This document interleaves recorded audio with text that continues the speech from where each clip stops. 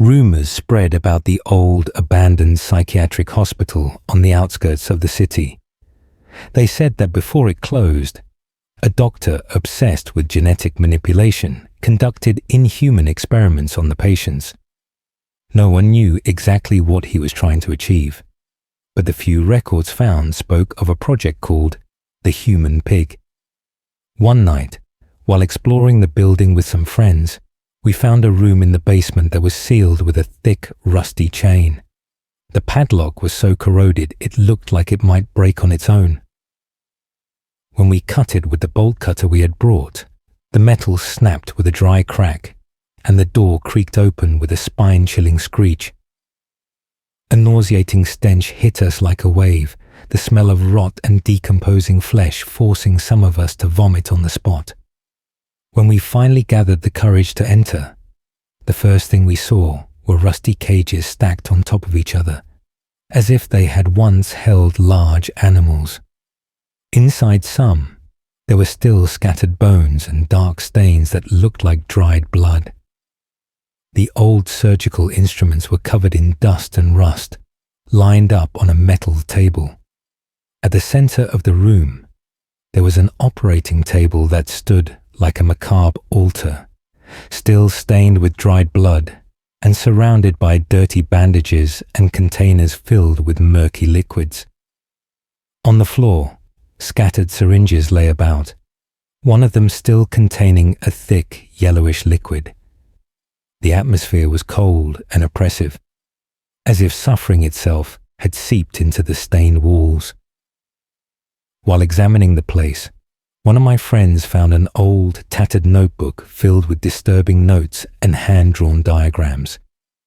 The pages were stained with what looked like dried blood and greasy marks. It described how the doctor, obsessed with surpassing human limitations, tried to fuse the patient's DNA with that of pigs, aiming to create a hybrid race capable of withstanding extreme conditions, resistant to fatigue, and able to work for days without rest. The writings detailed how the experiments began with small genetic modifications, but soon the doctor lost control. The patients, who at first showed increased physical endurance, soon began to develop grotesque features. Their bodies deformed, their skin thickened and darkened, acquiring a rough, burnt leather texture. Long, twisted tusks grew from their misshapen mouths, and their eyes became small, sunken, and gleaming, as if their humanity was evaporating from their bodies. The last notes described how the subjects began to grunt instead of speak, and some even walked on all fours, as if their human consciousness was being devoured by animal instinct. Suddenly, a deep, guttural growl echoed from the back of the room, as if something enormous were dragging its breath from the depths of the abyss. We froze when a staggering figure emerged from the shadows.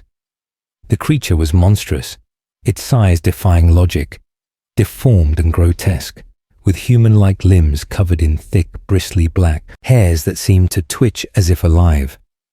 Its torso was wide and bulging, with disproportionate muscles protruding from cracked, greasy skin. The face was an abomination of human and animal, a flat, wet snout that snorted vapor, yellowed, protruding tusks dripping with saliva, and small, reddish eyes that seemed to glow with primal hatred. It looked at us with a mixture of hunger and contempt, sniffing the air as if it could smell our fear permeating the room.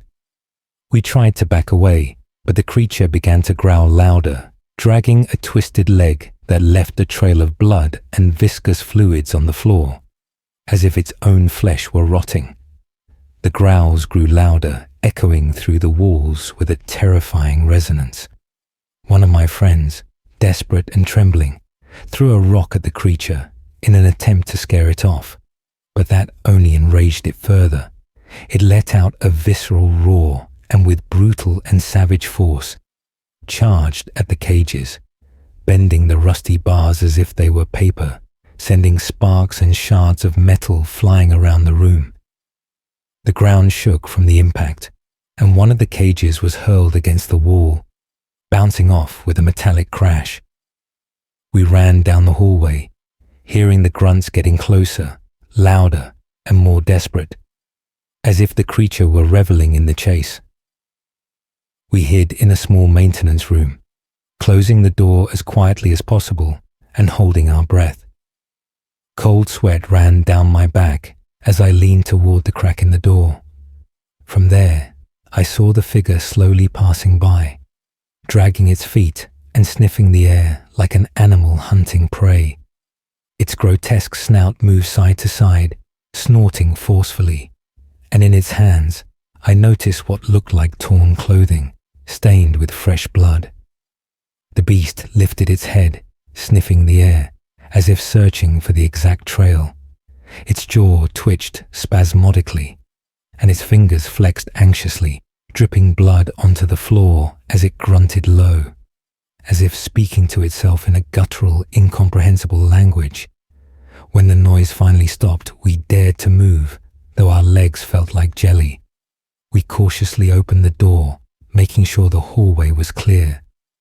Stepping out, we were hit by the gruesome sight. The floor was smeared with dark, sticky stains reflecting the flashlight's beam.